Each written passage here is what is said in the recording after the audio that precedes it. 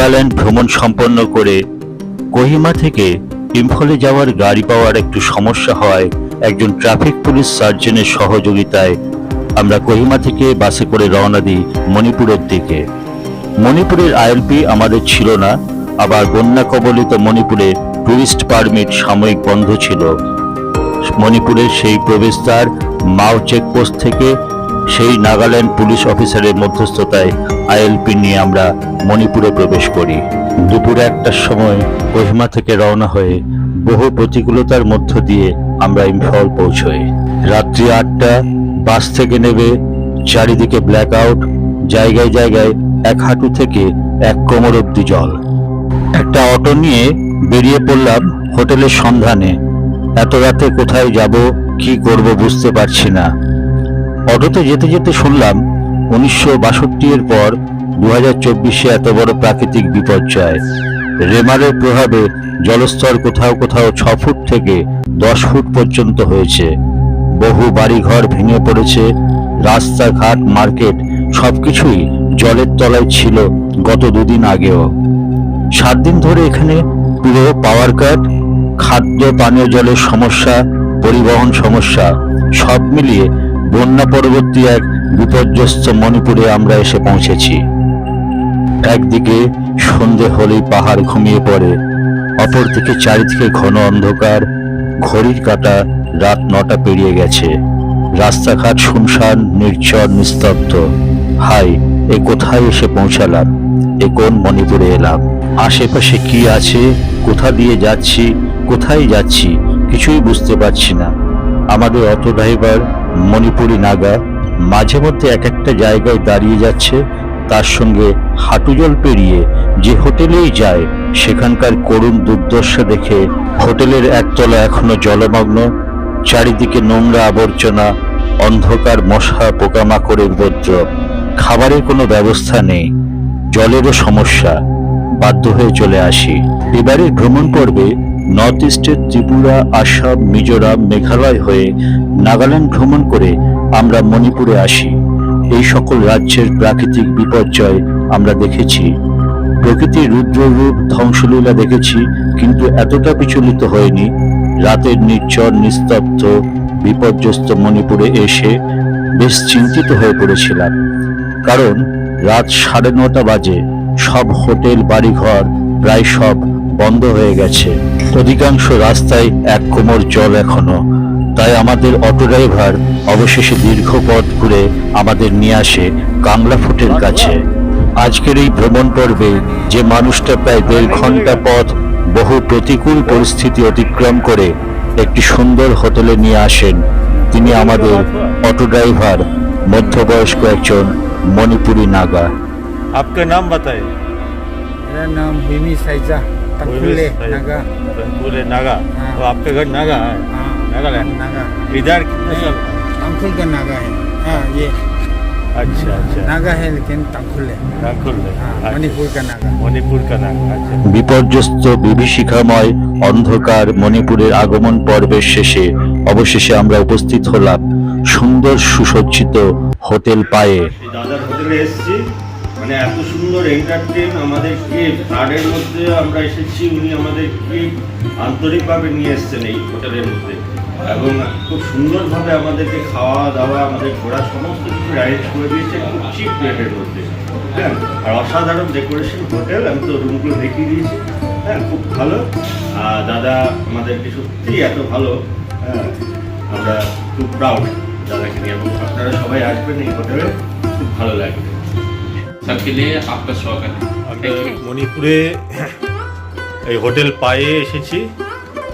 Hotel পায়েটা হচ্ছে খুব সুন্দর মণিপুরে। এটা কাংলা যে মেইন সিটিটা রয়েছে কাংলাতে, এখানে কাংলা ফোর্টের পাশেই এই হোটেল পায়। আমরা এখানে এসেছি, খুব সুন্দর হোটেল, এবং এখানকার যে মালিক এবং স্টাফ প্রত্যেকের ব্যবহার খুবই সুন্দর। এই যে আমি হোটেলের রুমটা দেখিয়ে দিচ্ছি। ইম্ফলে কাংলা ফোর্টের পাশে নর্থ এওসিতে এই হোটেল পায়। ট্রিপল বেডের একটি সুসজ্জিত রুম, 24 ঘন্টা পাওয়ার ব্যাকআপ আছে, পানীয় জলের সুব্যবস্থা আছে। রোড ফেসিং রুম, আলো বাতাস পর্যাপ্ত, fan, AC, TV, wardrobe, dressing table, যা যা থাকার সবই আছে। বাথরুম পরিষ্কার পরিচ্ছন্ন, কমোড, গিজার সবই আছে। ভাড়া পার ডে 1600 টাকা করে দিয়েছেন। পরদিন সকালবেলায় আমরা নিচে এসেছি। এটি হোটেলের রিসেপশন, আর সামনে এটা হোটেলের রেস্টুরেন্ট। সকালবেলায় আমরা হোটেল থেকে ব্রেকফাস্ট সেরে আমরা গাড়ি নিয়ে বেরিয়ে পড়ব মণিপুর ভ্রমণে। ব্রেকফাস্টে আমরা গরম গরম পুরি সবজি খাচ্ছি। আমাদের দাদা ভাই ভীষণ ভালো, উনি আমাদেরকে কালকে পুরো এই প্রাকৃতিক দুর্যোগ, হ্যাঁ, পুরো ন্যাচারাল ডিজাস্টার্স, হ্যাঁ, এখানে ফ্লাড হয়ে গিয়েছিল। এই পরিস্থিতির মধ্যে চারিদিকে ব্ল্যাক আউট, এর মধ্যে উনি সব বন্ধ, সব হোটেল জলের তলায় হয়ে গেছে, রাস্তাঘাট সব জলের তলায় সব চলে গেছে। এই পরিস্থিতিতে উনি আমাদেরকে খুব ওয়েল এন্টারটেন করেছেন। দাদাভাই আমাদেরকে খুব সুন্দর রুম দিয়েছেন এবং ভীষণ ভালো বিহেভিয়ার। হোটেলের নামটা আমি তো দিয়ে দেবোই, আমি হোটেল পাই অ্যাড্রেসটা নট এওসি, হ্যাঁ, হোটেল দি পিআই পাই, হ্যাঁ, খুব সুন্দর। আমি রুমগুলো একবার দেখিয়ে দেবো। হ্যাঁ, রাতের বিভীষিকাময় মণিপুরের দুঃস্বপ্ন কাটিয়ে পরদিন সকালবেলা 8টার সময় আমরা বেরিয়ে পড়লাম জলময় ইম্ফলের রাস্তা দিয়ে। আমাদের গাড়ি এগিয়ে চলেছে 7 বনের রাজ্যের মধ্যে সুন্দরতম মণিপুরের পথ দিয়ে। জলময় রাস্তায় আমাদের গাড়ি ধীর গতিতে এগিয়ে চলেছে কাংলা ফোর্টের পাশ দিয়ে। এখন আমরা কাংলাতে, যেমন হোটেল পাই থেকে আমরা গাড়ি নিয়ে বেরিয়েছি। ত্রিপুরার লোকটাক লেক, আইএনএ মিউজিয়াম এবং আরও বিভিন্ন রকমের যে জায়গাগুলো আছে এখানকার বেশ দর্শনীয় জায়গা, সেই জায়গাগুলো আমরা ঘুরতে বেরিয়েছি আমরা সবাই। এখন সকাল 10টা বাজে, আমরা বেরিয়েছি হোটেল থেকে। আর ওয়েদারটা আজকে একটু ভালোই আছে। প্রদিন তো এখানে পুরো ফ্লাড হয়েছিল, পুরো রাস্তাঘাট সব জলের নিচে ডুবেছিল। আজকে আমরা সব বেরিয়েছি, ওয়েদারটা সানি ওয়েদার আছে। এবার বাইরেটা দেখিয়ে দিচ্ছি। আমাদের ডেস্টিনেশন হচ্ছে লোকটাক লেক, আইএনএ মেমোরিয়ালস এবং আরও 5 প্লেসেস আছে। আমাদের ড্রাইভার ভাই, সে আমাদের সঙ্গে যাচ্ছে, আমাদেরকে গাইড করে নিয়ে যাচ্ছে, ড্রাইভার কাম গাইড। এইবারে আমাদের গন্তব্যস্থল পৃথিবীর মধ্যে একমাত্র ভাসমান park Keibul Lamjao national park, Moirang, Loktak lake, এশিয়ার মধ্যে সবথেকে প্রাচীন এবং বড় মহিলা পরিচালিত মার্কেট টিমা market, Kangla fort, Manipur state museum, Shri Govindaji temple, ISKCON temple, INA memorial সহ আরও অনেক দর্শনীয় স্থান আমরা দেখব। আমরা এখন ইম্ফল ইন্টারন্যাশনাল এয়ারপোর্টের পাশ দিয়ে চলেছি।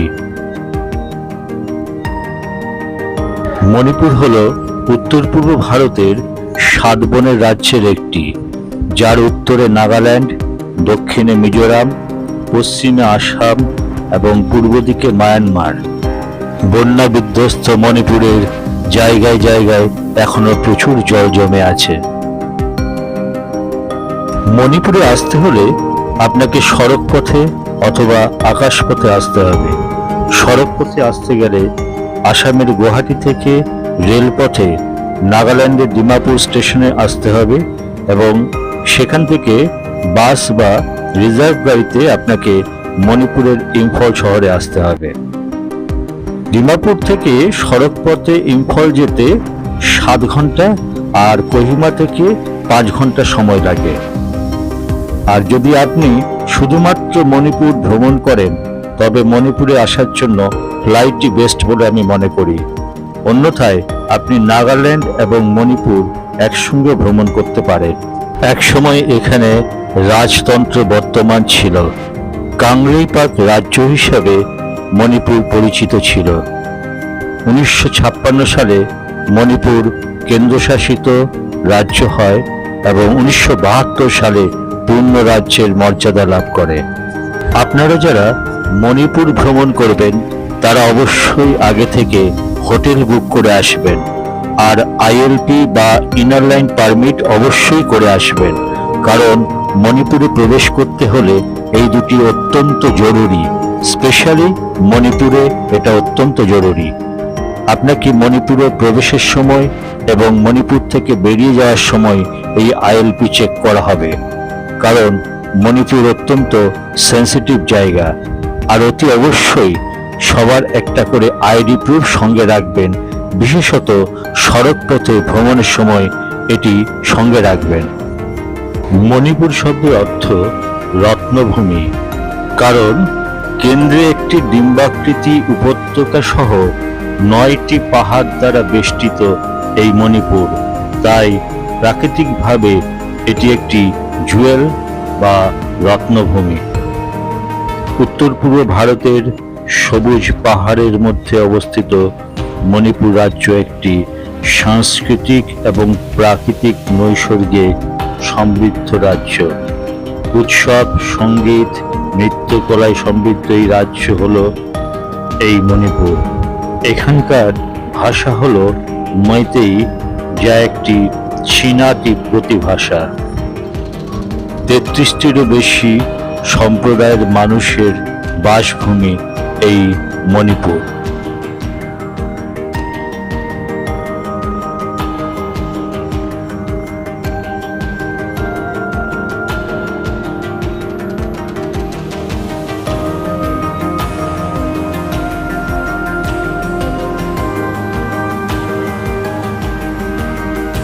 মণিপুর ভ্রমণের প্রথম পর্বেই আমরা প্রথমে চলেছি ভারত তথা পৃথিবীর মধ্যে সবথেকে অত্যাশ্চর্য এক জায়গা কৈবুল লামচ ন্যাশনাল পার্কে, যেটি জলের উপরে ভাসমান একটি জাতীয় উদ্যান।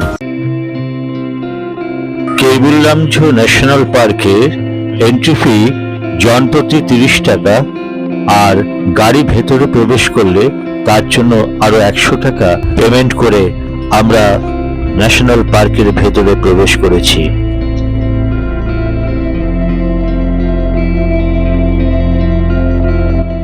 জলের মধ্যে ভাসমান একটি জাতীয় উদ্যান, যেটি দেখার জন্য পৃথিবীর বিভিন্ন প্রান্ত থেকে ভ্রমণ পিপাসু মানুষজন ছুটে আসেন। এইটি হলো সেই ভাসমান জাতীয় উদ্যান, বন্যপ্রাণীর চারণভূমি মণিপুর তথা ভারতের গর্ব, যা উত্তর পূর্ব ভারতের মণিপুর রাজ্যের বিষ্ণুপুর জেলার একটি জাতীয় উদ্যান। এটি 40 বর্গ কিলোমিটার জায়গা জুড়ে অবস্থিত বিশ্বের একমাত্র ভাসমান জাতীয় উদ্যান, লোকটাক লেকের একটি অবিচ্ছেদ্য অংশ। এই জাতীয় উদ্যানটি ভাসমান পচনশীল উদ্ভিদ উপাদান দিয়ে তৈরি, স্থানীয়রা যাকে বলে ফুন্দি। বিশ্বের একমাত্র ভাসমান জাতীয় উদ্যান কৈবুল লামজাও ভাসমান উদ্যানে পা ফেললেই উদ্যান নড়েচড়ে ওঠে, তাই হরিণেরা আলতো পা ফেলে এদিক সেদিক বাঁকে, দেখে যেন মনে হয় নাচ করছে। कुछ नहीं है, बात भी नहीं वहाँ पे दो नजर आ रहा है सर। वहाँ पे हाँ, क्या? जिस ब्राउन पे जो दो नजर आ रहा है सर। अच्छा, और जंगल के अंदर है। जो खुली होने वाला जो जगह है ना सर, हाँ हाँ हाँ हाँ। एक मेल है एक फीमेल है, और इस तरफ में एक और भी है। ओ, ये जो कटी हुई लाइन है ना सर, इसके बीच में एक और भी। জলের উপর ভাসমান এই উদ্যানে বিভিন্ন বন্যপ্রাণী সহ সাংগাই নামক এক বিশেষ প্রজাতির হরিণের বিচরণ ভূমি। ভাসমান এবং ডুবানো দুই প্রকার উদ্ভিদ, বিভিন্ন খাগড়া, ঘাস, এছাড়া হ্রদের জলে ভেসে থাকা মৃত পচনশীল গাছপালা সবকিছুর সমন্বয়ে এই ভাসমান চাদরের আকার ধারণ করেছে। জলের উপর ভাসমান এই ফন্দির 20% জলের উপরে থাকে আর বাকিটা জলের নিচে থাকে, আর ফন্দির উচ্চতা জায়গায় জায়গায় 1 ফুট থেকে 4 ফুট পর্যন্ত হয়। মানুষজনও এর উপর বিচরণ করতে পারে, তবে প্রাকৃতিক বিপর্যয়ের জন্য এখনো ওখানে যাওয়া নিষেধ। জনপ্রতি 50 টাকায় বোট ভাড়া করে আপনি এই ভাসমান দ্বীপে যেতে পারেন।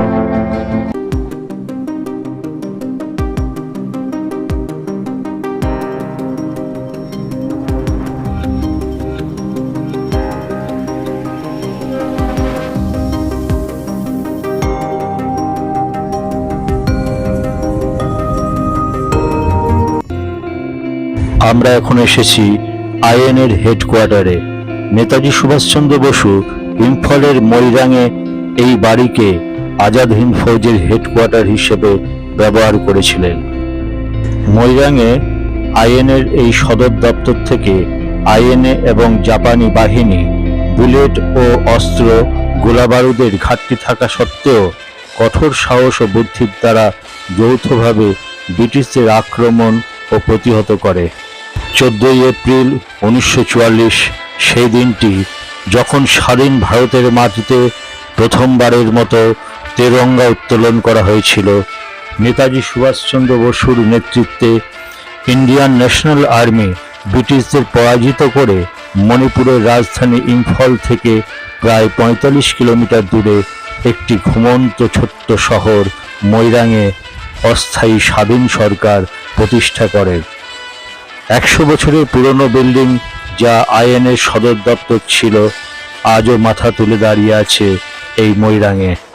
তাই ভারতের স্বাধীনতা আন্দোলনের ইতিহাসে এই স্থানের গুরুত্ব অপরিসীম।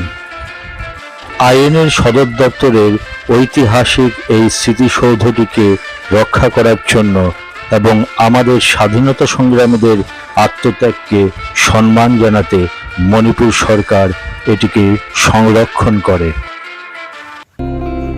আমরা এখন এসেছি ভারতের স্বাধীনতা সংগ্রামের ইতিহাসে ইম্ফল থেকে প্রায় 50 কিমি দূরে বিষ্ণুপুর জেলার ময়রাং শহরের আইএনএ ওয়ার মিউজিয়ামে।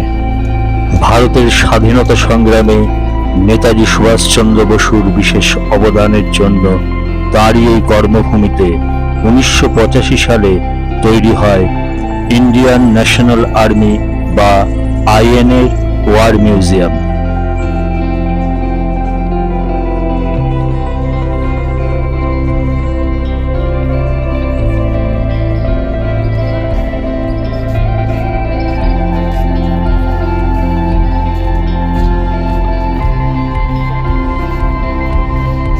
এখানেই সর্বপ্রথম 14 এপ্রিল 1944 সালে নেতাজি সুভাষচন্দ্র বসু ভারতের জাতীয় তেরঙ্গা পতাকা উত্তোলন করেন, যা আজ আইএনএ ওয়ার মিউজিয়াম হিসেবে নেতাজির উদ্দেশ্যে উৎসর্গ করা হয়েছে। সুভাষচন্দ্র বসু ভারত স্বাধীন হয় 1947 সালে, কিন্তু এইখানে উনি নেতাজি সুভাষচন্দ্র বসু 14 এপ্রিল এইখানে প্রথম জাতীয় পতাকা উত্তোলন করেছিলেন। তারও পরে ভারত স্বাধীন হয় 1944। এইখানে বোর্ডে দেওয়া আছে, আমি দেখিয়ে দিচ্ছি।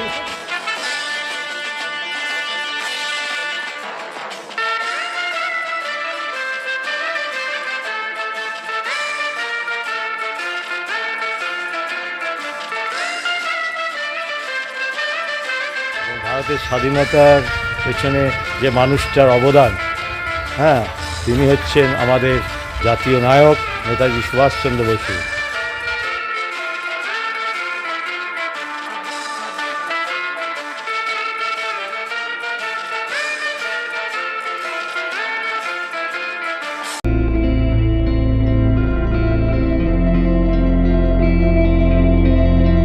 ধীরে ধীরে আমরা প্রবেশ করেছি লাইব্রেরি রুমে।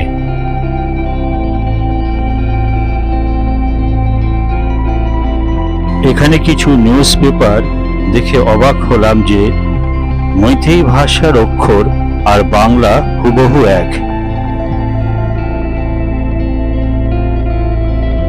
এখানে নেতাজির একটি বড় ফটো সহ অনেক দুষ্প্রাপ্য মূল্যবান ছবি রয়েছে, আর আছে ভারতের স্বাধীনতা আন্দোলনে নেতাজির ভূমিকা এবং আইএনএর কর্মকাণ্ড সংক্রান্ত বহু মূল্যবান বই এবং নথিপত্র। ধীরে ধীরে আমরা প্রবেশ করলাম ইন্ডিয়ান ন্যাশনাল আর্মি তথা আইএনএ ওয়ার মিউজিয়ামে। ভেতরে ক্যামেরা অ্যালাউ নেই, তাই রিকোয়েস্ট করে কিছুটা মোবাইল দিয়ে নিয়েছি।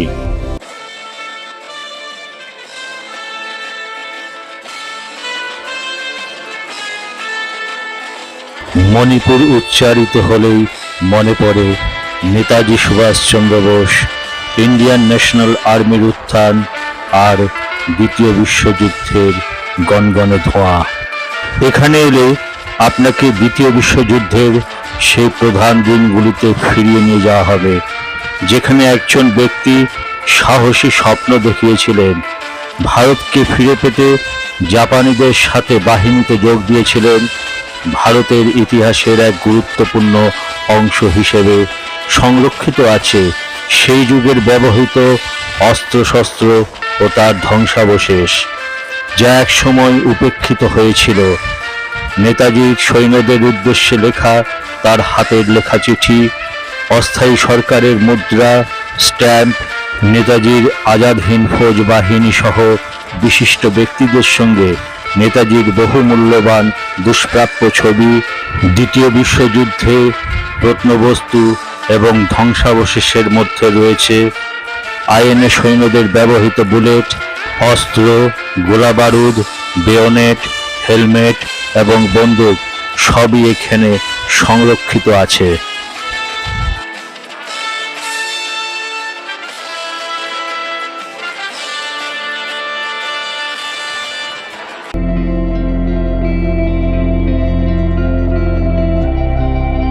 এইবারের ভ্রমণ পর্বে আমরা মণিপুর রাজ্যের প্রায় সব গুরুত্বপূর্ণ স্থানগুলো দর্শন করব। একদিনের এই ট্যুরে আমাদের রিজার্ভ এসি গাড়ি ভাড়া পড়েছে ৩,৫০০ টাকা, যেটা গাড়িটা আমাদের হোটেল থেকেই প্রোভাইড করেছে। পরবর্তী পর্বে আমরা দেখব মণিপুরের সবচেয়ে আকর্ষণীয় স্থান লোকটাক লেক, যেখানে আছে পৃথিবীর মধ্যে একমাত্র ভাসমান হোমস্টে।